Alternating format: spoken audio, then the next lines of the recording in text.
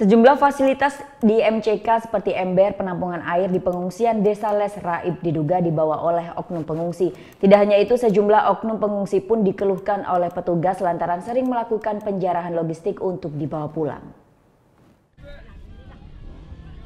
Perbuatan tidak terpuji sering dilakukan oleh oknum pengungsi di tenda pengungsian di Desa Les Tejakula Buleleng.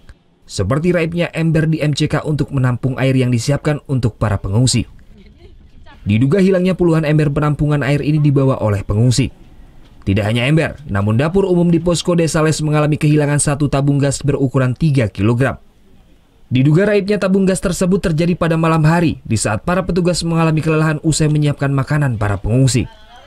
Tindakan sejumlah oknum pengungsi ini pun dikeluhkan oleh Koordinator Logistik Posko Desa Les Ketut Sensus. Sensus mengaku tidak hanya hilangnya sejumlah fasilitas, namun para pengungsi ini sering melakukan penjarahan terhadap logistik yang disimpan di gudang.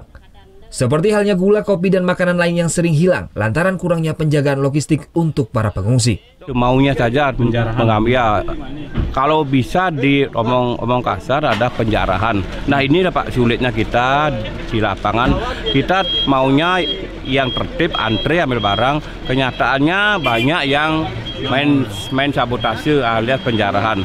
Nah itulah perlunya kita memberikan pengertian, memberikan pemahaman utamanya kepada pengungsi yang tidak tahu etika. Jadi kita tetap kita amankan barang ini karena barang ini adalah untuk keperluan dia sendiri. Untuk mengantisipasi hal serupa, BPBD Buleleng berencana akan meminta bantuan untuk penjagaan dari aparat kepolisian di tenda penyimpanan logistik, sehingga para pengungsi lebih tertib untuk meminta logistik setiap harinya. Putu Wijana melaporkan untuk NET.